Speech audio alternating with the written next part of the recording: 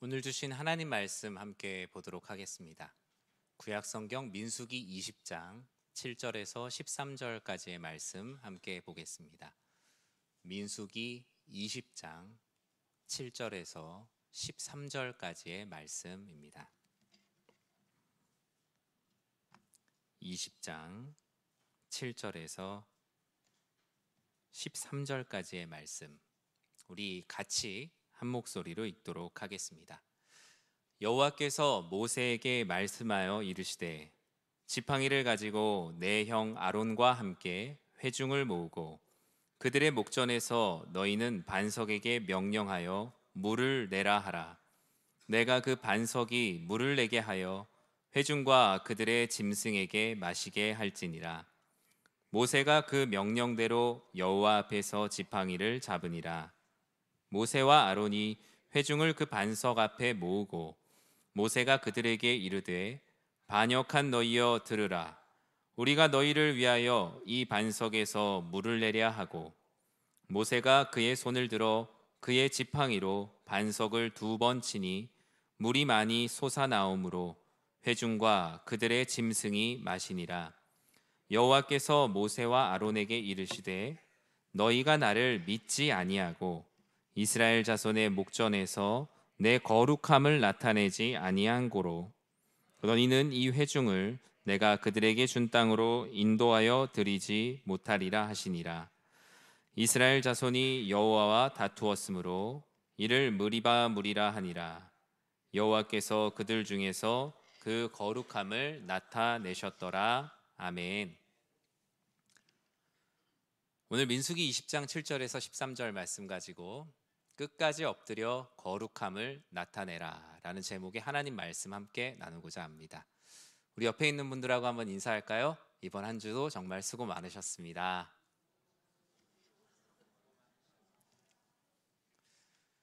교회 오실 때 좀 어떠셨나요? 이제 좀 바람도 좀 불고 그러죠?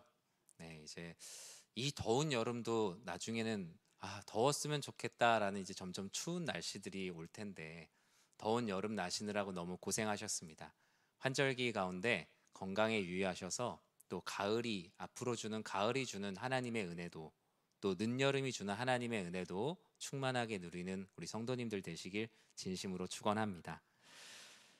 초등학교 6학년 1학기 사회책에는 정치를 다음과 같이 정의하고 있더라고요. 정치는 사람들의 다툼을 해결하여 국민 모두가 행복하고 편안하게 잘 살 수 있도록 해주지요. 정치는 정치가들만 하는 일이 아니랍니다. 사람들 사이의 갈등을 공평하게 해결해주는 모든 활동이 바로 정치랍니다. 정치에 대해서 매우 쉽게 적어놨어요. 정치란 나라를 다스리는 일뿐만 아니라 사람들 사이에 생기는 의견을 좁히고 하나로 모으는 일 또한 정치적 활동입니다. 이러한 정치가 가능하기 위해서 가장 필요한 것을 상호 간의 믿음이라고 하더라고요. 아무리 좋은 정책을 내놔도 반대쪽에서 믿지 않으면 소용이 없고요. 또 아무리 좋지 않은 소위 말해 상황들이 일어나도 앞으로 잘 될 것에 대한 믿음이 있다면 또 다음을 준비하며 해결해 나갈 수 있는 것이 정치입니다. 정치를 하는 사람은 국민들에게 믿음을 주어야 하고 국민들 역시 정치를 하는 사람을 믿을 수 있는 것이 참된 정치의 지향점이라고 할 수 있습니다. 이러한 믿음은 서로가 서로에게 왜 너 나 안 믿어? 라고 강요하는 것이 아니라 믿지 말라고 해도 믿을 수 있을 만큼의 신뢰를 주는 것이죠. 중국 진나라 때 제상 상황은 사람들에게 궁궐앞 나무를 다른 곳으로 옮기면 큰 돈을 준다고 했습니다. 그런데 사람들이 아무도 안 믿었어요. 왜 그랬냐면 당시에 나라에서 하는 거라곤 믿을 수 있는 게 하나도 없었기 때문에 큰 돈을 준다는 걸 아무도 믿지 않았죠. 상황은 너무나 마음이 아팠어요. 이 믿음을 회복해야겠다. 내 돈을 들여서라도 꼭 줘야겠다. 실제로 그 무거운 나무를 옮긴 사람들에게 큰 돈을 줍니다. 몇 번의 이런 관계들을 통해서 서로가 서로를 믿을 수 있는 관계가 되었어요. 세상 상황은 자신을 드러내고자 함이 아니라 자신의 나라의 믿음을 회복하기 위해 이런 믿음의 과정을 계속 반복해 나아갔습니다. 오늘 본문은 우리가 잘 알고 있는 소위 무리바 사건입니다. 무리바란 뜻이 무엇입니까? 바로 다툼이란 뜻이죠. 가나안 땅의 불순종으로 인해 들어가지 못하고 광야로 몰리게 된 백성들. 그들은 가데스 바네 앞에서 불순종한 하루를 1년으로 계산하여서 하나님께서는 광야 40년 생활을 하게 하십니다. 오랜 기간의 고난 중에 백성들은 예민할 대로 예민해져 있겠죠. 마치 요즘과 같이 경기 불황, 취업난, 실업률 증가, 저출산, 고령화 등 수많은 문제들로 인해 잔뜩 예민해져 있는 우리들의 모습과 별반 다르지가 않습니다. 그러다 보니 마음의 그릇이 상당히 작아져 있어요. 참을 만한 일도 참기 어려워지고, 그러다 보니 다툴 일들이 많아집니다. 어떤 상황이 일어납니까? 우리 2절 말씀 같이 한번 읽어보겠습니다. 회중이 물이 없으므로 모세와 아론에게로 모여드니라. 왜 백성들이 다투었는가? 오늘 본문은 다툴 만한 일들이 무엇이었는지 사건의 단초를 설명하고 있습니다. 가뜩이나 침체되어 있는 이스라엘 공동체, 우린 되는 일이 없어 라고 생각하는 이스라엘 공동체에 또 다툴 일이 생겼어요. 물이 없는 거예요. 여러분, 물이 없는데 그냥 물이 없는 게 아니라 어디에 물이 없습니까? 광야에 물이 없다. 요즘 친구들에게 물이 없어요. 그럼 편의점 가서 음료수 사 먹으면 되죠. 막 그러잖아요. 그런데 광야에 물이 없는 건 대체제가 없어요. 사실상 아무것도 할 수 없는 상태. 이 상태가 계속 지속되면 심지어 일종의 무정부 상태 또한 될 수 있는 상황입니다. 근데 그게 가데스였기 때문에 더 실망감이 컸던 거예요. 왜냐하면 가데스는 당시에 사막의 오아시스라고 불리는 곳이에요. 그래서 광야의 다른 데 버려져도 여기에 가면 물이 있다라는 사람들의 경험과 지식이 있어요. 다른 곳은 몰라도 가데스를 향하여 가고 있던 백성들은 자신들의 경험대로 여기에는 물이 있다라는 확신이 있었죠. 그런데 믿는 도끼에 발등 찍히면 훨씬 아프잖아요. 내 경험상으로 여기 무조건 물이 있어야 되는데 물이 없는 거죠. 하나님은 그들을 광야로 내모시며 그들의 경험까지 다 거두어 가셨어요. 그들이 생각하는 나의 경험과 지식으로 이러면 될 것이다 라고 생각하는 그 모든 것까지도 다 거두어 가셨거든요. 광야로 사실 보내실 때 이스라엘 백성들 중에 일부는 이렇게 생각했어요. 광야 생활 뭐 하지 뭐. 노예 생활도 했는데 뭐 유목 생활까지 거 하지 뭐. 내가 아는 곳에 가면 하나님이 광야로 우리를 보낸다고 해도 내가 잘 알아둔 곳이 있는데 거기서 얼마든지 잘 살 수 있어. 내 인생을 내가 해결할 수 있다. 하나님이 나에게 벌을 내리셔도 내가 해결할 수 있다라는 오만이 아직 그들에게 있었던 거예요. 그런데 웬걸 여기에는 있다고 승승장구하면 딱 왔는데 거기에도 물이 없는 거죠. 엄청난 실망에 빠지게 됩니다. 자기 자신에게 화를 낼래야 낼 수가 없어요. 왜냐하면 뭐 어떻게 할 수가 없잖아요. 그들은 늘 해왔던 대로 불평과 불만을 쏟아버릴 희생양을 찾기 시작합니다. 그것이 바로 다툼을 해결하는 백성들이 지금까지 해왔던 방법이었어요. 2절 하반절에 회중이 물이 없으므로 어떻게 했다고 말하죠? 모세와 아론에게로 모여드니라. 공동번역본에 보면, 제가 다양한 번역본 한번 찾아봤어요. 공동번역본에 보면 모세와 아론에게로 몰려와서 따졌다. 좀 더 구체적이네요. 킹제임스 번역에 보면 모세와 아론을 거역하여 다 함께 모임을 가졌다. 무언가 모세랑 아론이랑 안 맞는 것 같죠? 표준 세번역에 보면 모세와 아론을 비방하려고 같이 모였다. 무언가 큰 일을 내려고 하는 거죠. 현대인의 성경에 보면 모세와 아론에게 몰려와 삿대질을 하며 항의했다. 점점 무언가 강해지고 있습니다. 늘 그랬듯 우리가 보는 개역개정 성경이 가장 신사적이에요. 모여들었다. 그런데 그냥 모여들었다 정도가 아니에요. 이건 당장 어떤 일이 일어날 것 같은, 여러분이 어떤 일을 했는데 여러분이 하는 일에 반대해서 쌍심지를 켜고 모인 사람들을 보신 적이 있습니까? 저는 딱 한 번 경험해 봤습니다. 군부대에 있을 때 그 부대에서 훈련 나가 있는 사람들에게 햄버거를 갖다 주라고 했어요. 근데 저는 다 준비가 됐다고 해서 그냥 차에 타서 갖다 주러 갔는데 햄버거를 나눠주다 보니 고기가 없는 거예요. 근데 한밤중에 그 총을 든 군인들이, 제가 그때 병장이었는데 이등병조차도 저를 죽일 듯이 쳐다보는 그 모습을 보며, 아, 누군가가 이렇게 단체로 와서 나에게 항의하려고 하면 이렇게 무서울 수 있구나. 난 그저 전하려고 왔을 뿐인데 이게 살기를 정말 많이 느꼈어요. 모세와 아론은 기계가 아니에요. 그들은 하나님도 아니에요. 한낱 사람이에요. 한낱 사람인 그들, 성인만 60만 3천 명, 어린아이와 여인들까지 합하면 200만 명 중에 아무래도 리더급의 사람들이 와서 항의를 했겠죠. 그런데 백성들은 사실 늘 그래 왔어요. 그들의 일을 풀어가는 방식이 그랬어요. 출애굽기 15장 24절 무엇이라고 말씀합니까? 백성이 모세에게 원망하여 이르되 우리가 무엇을 마실까 하매. 홍해를 건넌 직후예요. 놀라운 하나님의 일을 경험했는데 며칠 조금 목이 말랐다고 바로 홍해를 건너는 기적을 경험했는데 며칠 되지도 않았는데 모세와 아론에게 찾아와서 원망을 했죠. 그들은 늘 같은 방식으로 다툼과 화를 해결했어요. 출애굽기 16장 3절에 보면 또 이렇게 말합니다. 이스라엘 자손이 그들에게 이르되 우리가 애굽 땅에서 고기 가마 곁에 앉아 있을 때 떡을 배불리 먹던 때에 여호와의 손에 죽었더라면 그때가 좋았을 것을 너희가 이 광야로 우리를 인도해내어 이 온 회중이 줄여 죽게 하는도다. 저는 이 이스라엘 백성들의 불평과 불만을 보며 우리나라만 해악과 풍자의 민족인 줄 알았는데 이 출애굽기와 민수기에 있는 이스라엘 백성들의 불평과 불만을 보면 약간 충청도 개그 같아요. 네, 충청도 개그. 뭐 물건을 사려고 하는데 뭐라고 하죠? 이거 5천 원에 주세요. 그러면 아예 그럴 바에 굶어 죽지 뭐 이러잖아요. 그런 것처럼 여기서 모세에게 원망해서 물이 없다. 아유 그냥 물도 안 마시고 죽지 뭐, 이런 불평과 불만을 쏟아붓고 있는 거예요. 그들의 방식은 늘 때로 몰려가서 항의하고 얻을 것을 얻어가는 방식을 반복했습니다.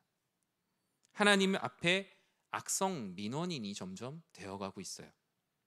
근데 애굽의 노예 시절에는 그렇게 못했어요. 왜요? 권한이 없잖아요. 자유가 없죠. 모여서 두세 사람 모여서 얘기라도 하면 몽둥이 찜질이나 당했을 겁니다. 하나님께서 자유를 주시고 홍해를 건너게 하시고 출애굽을 시켜줬더니 그 자유를 가지고 하나님 앞에 와서 따지고 때로 모여들어 항의하는 그런 방법으로 인생의 문제를 해결하고 있는 거예요. 사랑하는 성도 여러분, 여러분은 여러분의 인생에 문제가 있고 다툼이 생길 때 어떻게 행동하십니까? 저는 어떻게 해결하냐고 묻지 않고 어떻게 행동하시냐고 여쭤봤습니다. 우리 안에 성령 충만과 성숙이 없으면 다툼의 원인보다도 다툼을 책임질 사람을 찾습니다. 이거 누가 그랬어? 이거 어떤 사람이 그런 거야 하면서 내 손에 피를 묻히지 않으려고 노력을 하죠. 그리고 해결하지 못하는 상황에 대한 책임을 지도록 전가하며 불평하고 불만하게 됩니다. 3절 말씀에 보면 그 선을 넘고 있어요. 같이 한번 읽어볼까요? 백성이 모세와 다투어 말하여 이르되 우리 형제들이 여호와 앞에서 죽을 때 우리도 죽었더라면 좋을 뻔하였도다. 하나님 앞에 엄청난 말실수를 하는 겁니다. 지금 가데스인데 이전에 광야 생활을 하게 된 이유가 뭐죠? 이 가데스 바네아에서 정탐꾼 보냈는데 그 하나님의 말씀에 순종하지 못하고 그 앞에서 어물쩡거릴 때 많은 백성들이 죽임을 당했죠. 그 이후에도. 그리고 광야에서도 많이 죽었어요. 그런데 이들이 뭐라 그러냐면 그때 그냥 같이 죽을 걸. 하나님이 그 재앙 가운데서도 은혜를 주셔서 다음 세대를 살려놓으셨는데 불순종하여도 당장 죽어도 시원치 않을 백성들에게 자비와 긍휼을 베푸셔서 살려주셨는데 불순종했던 이들과 같이 죽는 게 좋았다고 말을 하고 있는 거예요. 모세는 할 말을 잃었어요. 도대체 이걸 내가 어떻게 감당을 해야 하지? 모세는 아마 지금 같았으면 이렇게 협심증이 왔을 거예요. 정말 숨을 못 쉬겠다. 공황장애가 아마 왔을 겁니다. 모세는 할 말을 잃었지만 해야 할 일을 해야 했어요. 6절 상반절에 그가 어떻게 행동합니까? 같이 한번 읽어볼까요? 모세와 아론이 회중 앞을 떠나 회막문에 이르러 엎드리매. 이것이 백성들과 다른 다툼을 해결하는 모세의 방법입니다. 오늘 본문의 모세는 여호와 앞에 엎드렸다. 회중을 떠나 회막으로 와서 여호와 앞에 엎드렸다. 모세와 아론은 백성들의 잘잘못을 논쟁을 통해 해결하려 하지 않았습니다. 당신들의 지금 그 의견이 잘못된 거다. 지금 그렇게 불평불만하는 것은 잘못된 거다라면서 화가 잔뜩 나 있는 그들과 같이 부딪히지 않았어요. 하나님이 형제들을 죽일 때 같이 죽을 걸 그랬다라는 말을 듣고 광야로 우리를 인도해서 나와서 왜 나와 우리 짐승들까지 죽게 하냐는 불평과 불만, 원망을 들었고 결국 데리고 온 이 땅이 파종할 곳도 없고 열매도 없는 곳에 우리를 데려다 놓고 도대체 뭐 하는 것이냐라고 원망하고 불평할 때도 모세는 스스로 이 다툼의 해결사가 되려고 하지 않았어요. 오직 이 다툼을 해결할 해결사인 여호와 앞에 엎드렸다라고 성경은 말씀합니다. 사랑하는 성도 여러분, 우리는 우리의 인생에 다툼과 문제가 생길 때 해결에 집중을 하죠. 내가 어떻게 해결할까? 그러나 주님은 내가 어떻게 해결할까를 고민할 그 시간에 해결하실 하나님 앞에 나와 엎드리는 것을 늘 원하셨어요. 모세와 아론은 그 가운데서 그들이 해왔던 대로 그 일을 감당합니다. 흔히 문제 안에 답이 있다라고 말하죠. 그러나 그것은 때로는 학교의 시험 문제일 뿐 우리의 삶에서 일어나는 고통과 고난, 불평과 불만 안엔 답이 오히려 없고 그 다툼의 문제 밖으로 나와 여호와 하나님 앞으로 갈 때 우린 답이 있음을 알게 됩니다. 인생의 해답은 언제나 인생을 인도하시는 여호와 하나님께 있기 때문이죠. 다툼이 있는 회중을 떠나 회막문에 엎드리는 삶을 우리는 살아야 할 겁니다. 여러분이 오늘 이 자리에 나온 것도 바로 그런 것 아니겠습니까? 경제적인 문제를 해결하려면 지금도 밤에 가서 일을 해야죠. 건강의 문제, 나가서 운동을 하거나 약을 먹어야죠. 마음에 고민이 있으면 차라리 어디 가서 소리라도 한번 지르거나 아니면 스트레스를 풀러 어딘가로 가게 되겠죠. 하지만 사랑하는 성도님들은 지금 문제라는 회중을 떠나서 회막 앞에 여호와 앞에 엎드려서 인생의 문제를 해결하려 이 자리에 모이신 것 아닙니까? 여러분들 모두가 그런 부분에서 하나님 감사합니다. 하나님, 제가 문제 안에서 답을 찾지 않고 여호와 앞에 엎드려야 한다는 것을 기억나게 하심을 감사합니다. 여러분들이 기도하는 사람이 된다라는 것, 그 자체가 벌써 나에게 너무나 큰 은혜라는 거예요. 여러분의 삶에 문제와 어려움이 생겼을 때, 불평과 불만의 문제가 생겼을 때 책임질 사람을 찾아가서 비난한다고 그 일이 해결되지 않습니다. 아니면 내 분노를 쏟아내도 될 만한 사람들을 찾아다니며 그들에게 가서 화풀이 한다고 해도 그 문제는 해결되지 않아요.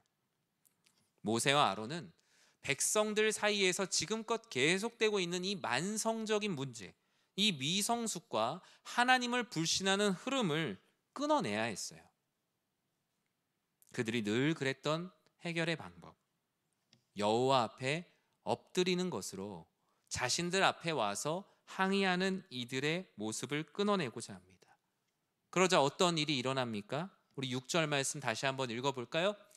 모세와 아론이 회중 앞을 떠나 회막 문에 이르러 엎드리매 여호와의 영광이 그들에게 나타나며. 아멘. 모세와 아론이 회중 앞을 떠나서 회막 앞에 가서 엎드렸어요. 주님, 이 문제 제가 해결할 수가 없습니다. 주님께서 해결해 주십시오. 엎드리자 여호와의 영광이 그들에게 나타났다. 본문 그대로 직역하면 여호와의 강력한 빛이 그들을 둘러쌌다. 모든 문제에 어떻게 나아가야 될지 모르는 가운데 있는데 다툼을 해결할 방법이 보이지 않았던 어둠의 터널에서 반대편에 강력한 빛을 그들은 보게 됩니다. 모세와 아론은 확신했어요. 여호와 하나님께서 이 사람들의 모든 소요를 그치게 하겠구나. 이 문제가 해결되겠구나. 엎드림 속에서 하나님께서 다음과 같이 말씀하셨죠. 무엇라고 명령합니까? 8절 말씀 같이 한번 읽어보겠습니다. 지팡이를 가지고 내 형 아론과 함께 회중을 모으고 그들의 목전에서 너희는 반석에게 명령하여 물을 내라 하라. 내가 그 반석이 물을 내게 하여 회중과 그들의 짐승에게 마시게 할지니라. 아멘. 마음이 너무 시원해요. 하나님께서 다 해결하실 거거든요. 모세는 그 명령대로 여호와 앞에서 지팡이를 잡습니다. 이제 모든 게 해결되는 거죠. 늘 그랬듯 이제 하나님의 영광과 놀라우신 은혜를 나타내기만 하면 됩니다. 10가지 재앙을 내리실 때도 지팡이를 들었을 때 아버지 하나님께서 놀라운 일들을 행하셨죠. 지팡이를 들고 이제 여호와 하나님의 영광의 나타남을 보기만 하면 돼요. 그런데 그동안 꾹꾹 눌려져 있던 엄청난 문제가 발생해요. 다툼을 해결하는 모세의 방법이 무언가 어긋나기 시작하는 거예요. 10절과 11절 말씀을 같이 한번 읽어볼까요? 모세와 아론이 회중을 그 반석 앞에 모으고 모세가 그들에게 이르되 반역한 너희여 들으라. 우리가 너희를 위하여 이 반석에서 물을 내랴 하고 모세가 그의 손을 들어 그의 지팡이로 반석을 2번 치니 물이 많이 솟아나오므로 회중과 그들의 짐승이 마시니라. 다툼을 해결하는 모세의 방법은 앞서 그가 하나님께 보였던 방법과 정반대의 방법을 취하게 됩니다. 그 방법은 바로 불신, 그리고 그 불신은 정죄와 분노로 나타나게 돼요. 다툼을 해결할 때 절대로 하지 말아야 될 그 모습, 모세가 백성들을 보면서 치를 떨었던 그 모습이 자기 자신에게서 드러나 버린 거예요. 모세는 이스라엘 백성과 자기 자신을 끊임없이 분리하고자 했습니다. 저들은 왜 저럴까? 저들은 왜 이렇게 불만이 많을까? 저들은 왜 이렇게 하나님께 기도하지 않고 왜 저들은 하나님 앞에 신실하지 않을까? 모세 안에 계속적으로 그런 의로움이 쌓였던 걸까요? 아니면 하나님께서 다툼을 해결하는 방법이 마음에 들지 않았던 걸까요? 다 그냥 하나님 앞에 원망하는 사람들 다 쓸어버리든지 해야 되는데 하나님이 아무런 말씀 없이 그들이 필요한 물을 내주라는 말에 화가 났던 걸까요? 전자든 후자든 다툼을 해결하시는 하나님의 방법을 불신하고 모세는 스스로 해결사가 되려고 했던 겁니다. 하나님의 방법을 결과적으로 순종하지 못한 모세는 먼저 그의 불신, 그 불신은 정죄와 분노로 드러나요.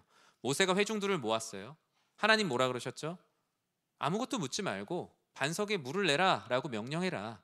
그럼 그 물이 나와서 그들을 먹일 거라고. 하나님은 이것만을 말씀하셨어요.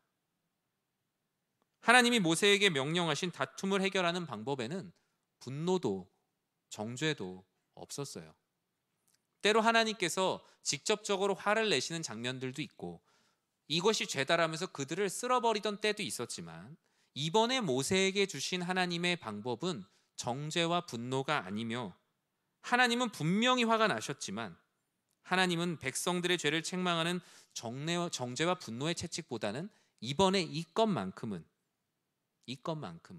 그들의 연약함을 인정하고 당근을 주시는 방법으로 지금 이 문제를 해결하려고 하셨어요. 그게 하나님의 의중이에요. 그런데 모세는 그것을 수납하지 못했어요. 하나님께서는 모든 문제의 해결사가 하나님이심과 이 어려운 가운데 물을 주시어서 백성들에게 하나님의 은혜와 자비를 깨닫게 하시는 것이, 그들의 신앙을 북돋아서 마지막까지 가나안 땅으로 들어가게 하시는 것이 하나님의 계획이었는데 모세에게 그동안 수많은 원망과 분노를 들으며 그 안에 쌓여 있었던 아픔들이 있었던 거예요. 하나님이 권위의 상징으로 주신 지팡이를 상징이 아닌 실제로 하나님이 되어서 휘둘러 버렸어요. 반석에게 물을 내라 라면서 하나님의 말씀을 전하지 않고 그가 반석을 때리면서 스스로 해결사가 되려고 했어요. 하나님이 주신 권한, 그 지팡이를 들지 않고 지팡이를 자신의 감정을 표현하는 데 사용해요. 반석을 어떻게 합니까? 내리치죠. 한 번이 안 되니까 한 번 더 내리칩니다. 두 번을 내리치자 물이 안 쏟아져야 되는데 물이 쏟아졌어요. 하나님은 어쨌든 모세가 지금 불신하지만 백성들에게 물을 먹이겠다라는 그 목적은 분명하셨던 거죠. 결과적으로 물이 잘 나왔어요. 회중들과 짐승들 충분히 다 마셨어요. 그럼 이게 과연 잘한 일일까요? 잘한 일이면 하나님이 그냥 웃으시면서 끝내셨겠죠. 하지만 그렇지 않았습니다.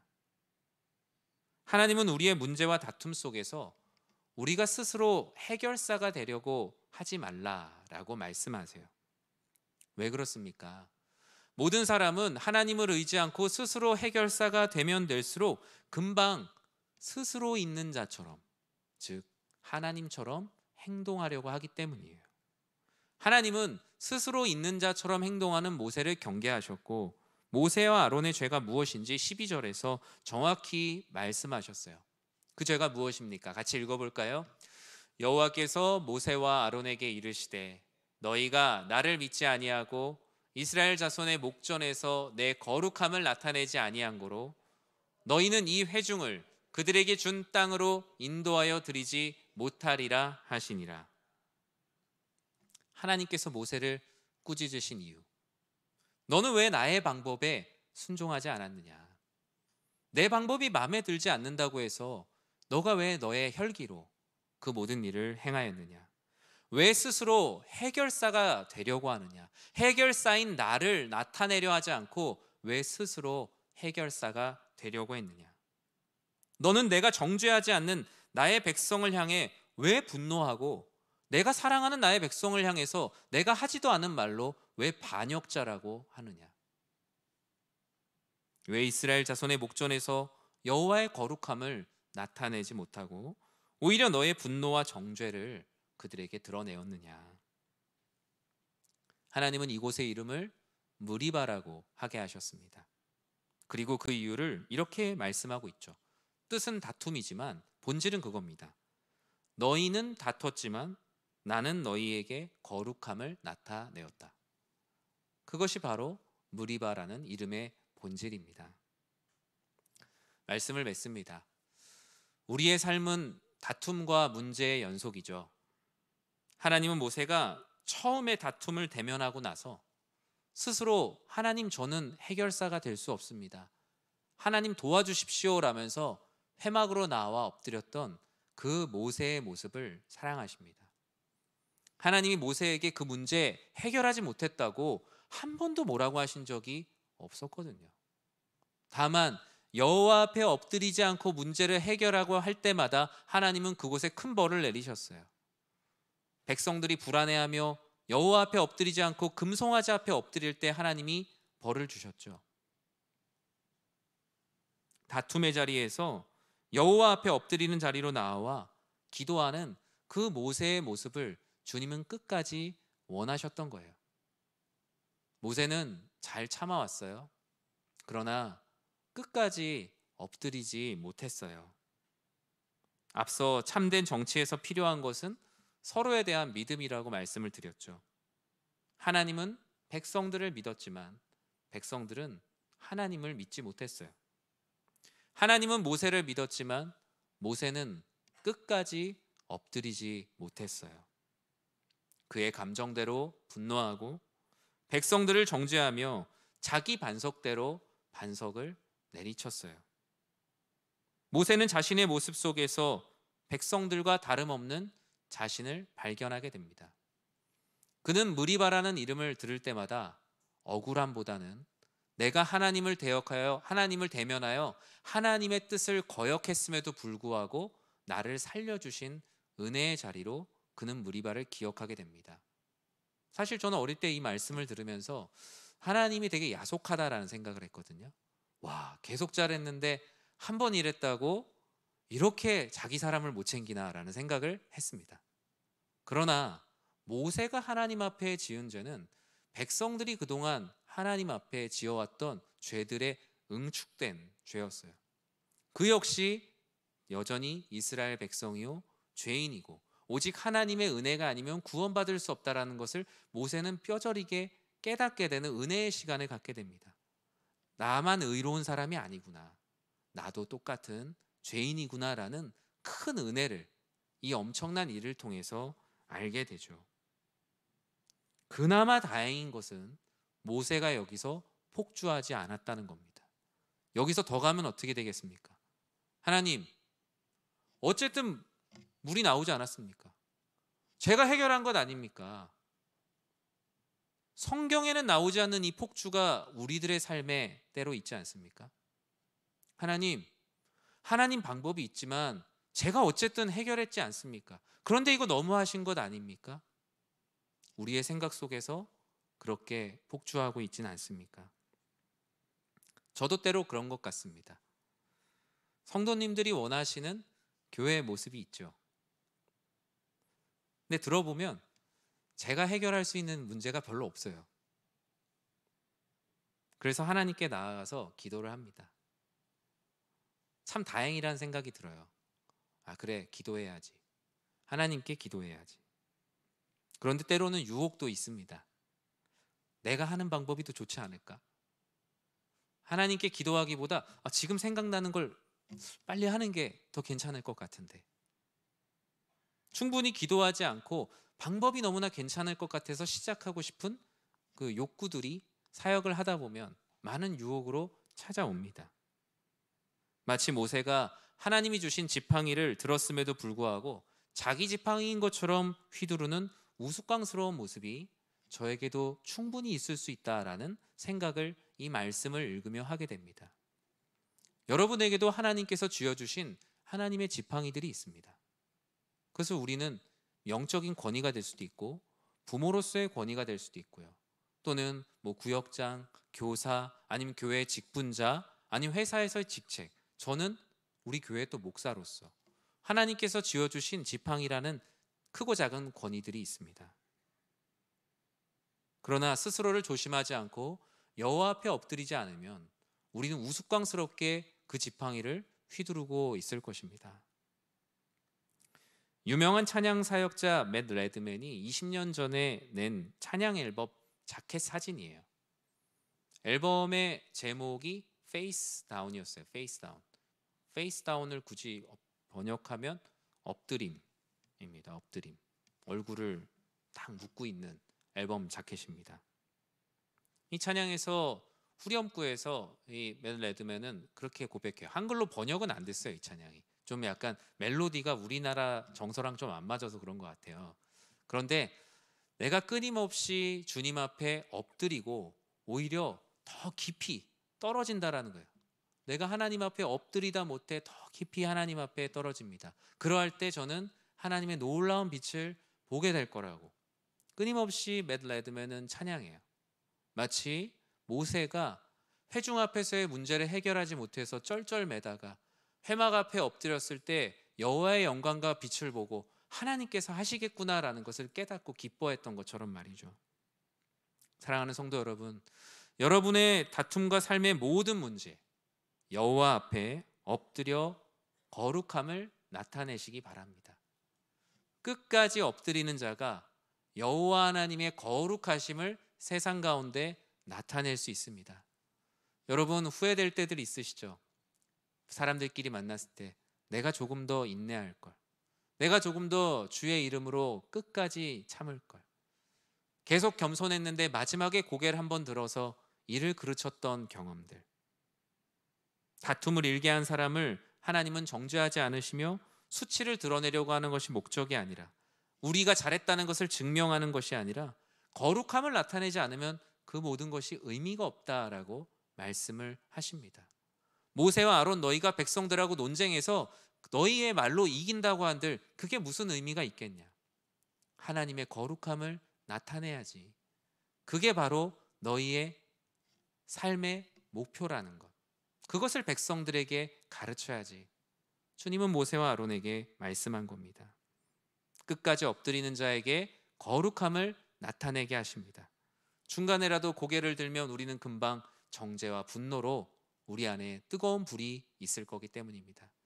여러분의 삶에 일어나는 모든 문제들에서 끝까지 여호와 하나님의 이름을 부르며 엎드려 아버지 하나님께서 주시는 은혜를 경험하는 모두가 되시길 주님의 이름으로 간절히 축원합니다. 우리 이 시간에 함께 찬양했으면 좋겠습니다.